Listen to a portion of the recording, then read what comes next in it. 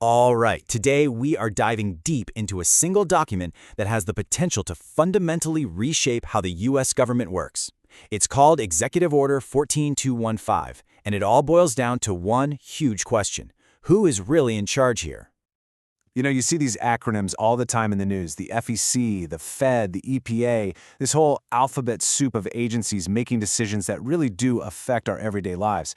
But have you ever stopped to think, who do they actually answer to? Well, that's the exact question at the very heart of this executive order, and trust me, the answer could change pretty much everything.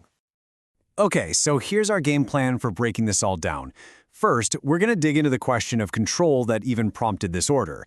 Then, we'll get into the nitty-gritty of what the order actually does. After that, we'll map out how power really shifts, check out the immediate legal fight it caused, and finally, we'll zoom out to see the bigger picture.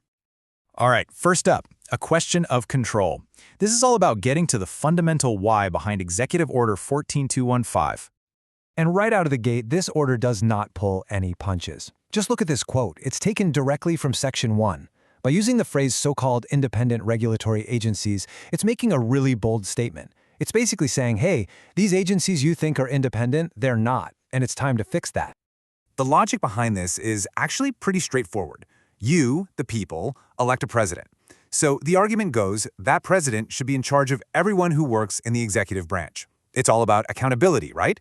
If an agency makes a decision you don't like, who's responsible? This order argues that the buck should stop, unequivocally, with the president. So what does independent even mean in this context? Well, you can think of these agencies as referees in a football game.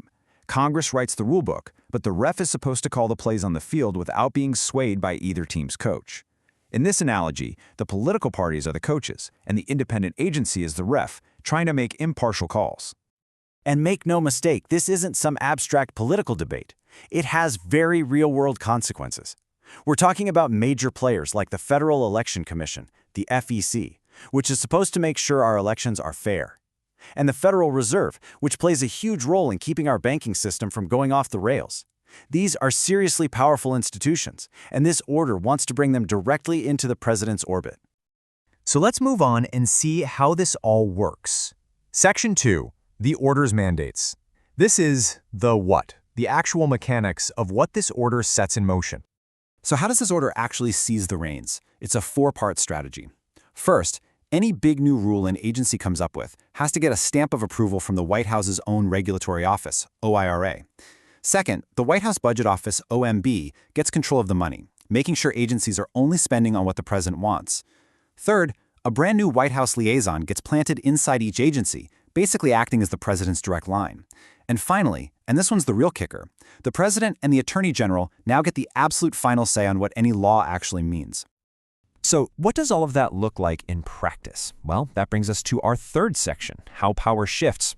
We're talking a move from agency independence right over to direct presidential control. Man, this slide really just lays it all out.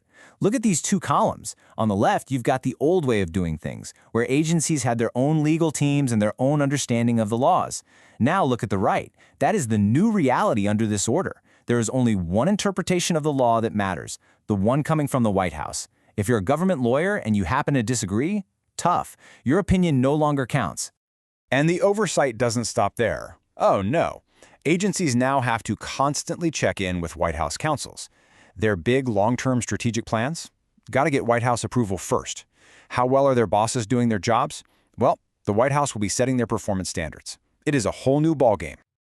As you can probably guess, a change this massive did not go unnoticed. And that brings us to the immediate reaction in Section 4, the legal challenge. The ink on this order was barely dry before the lawsuits started flying. Just 10 days, 10, after it was signed, a major lawsuit was filed to stop it.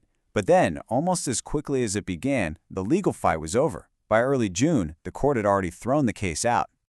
So what was the lawsuit actually about? It really zeroed in on the Federal Election Commission, the FEC. The core argument was that by forcing the FEC to adopt the president's interpretation of the law, the order was illegally interfering with the agency and violating the very act that created it to be independent. But here's the twist. The judge dismissed the case on a legal technicality called lack of standing. Basically, the court said that the people who brought the lawsuit weren't the right ones to be making the complaint. It's kind of like if your neighbor 2 blocks away sued you over your barking dog. The court would say they aren't directly harmed. So, and this is key, the judge never actually ruled on whether the order itself was constitutional or not. That fundamental question, it's still hanging out there. Okay, for our final section, let's pull back and really understand the so what of all of this. This is the broader context. You see, this executive order isn't just a random policy change. It's the real-world application of a huge constitutional idea called the unitary executive theory. The simplest way to think about it is that the president is the CEO of America, Inc., and this theory says that the CEO should have total control over every single department, with no one second-guessing their decisions. The potential upside? A government that can act fast. The risk? Well, it could politicize parts of the government that were always meant to be neutral. And this isn't just a new idea popping up out of nowhere. It's a direct challenge to a Supreme Court decision that has been the law of the land for almost a century. Way back in 1935, in a case called Humphrey's Executor, the Supreme Court said, yes, Congress absolutely has the power to create these independent agencies. This executive order is basically looking at that 90-year-old precedent and saying, we think the court got it wrong back then.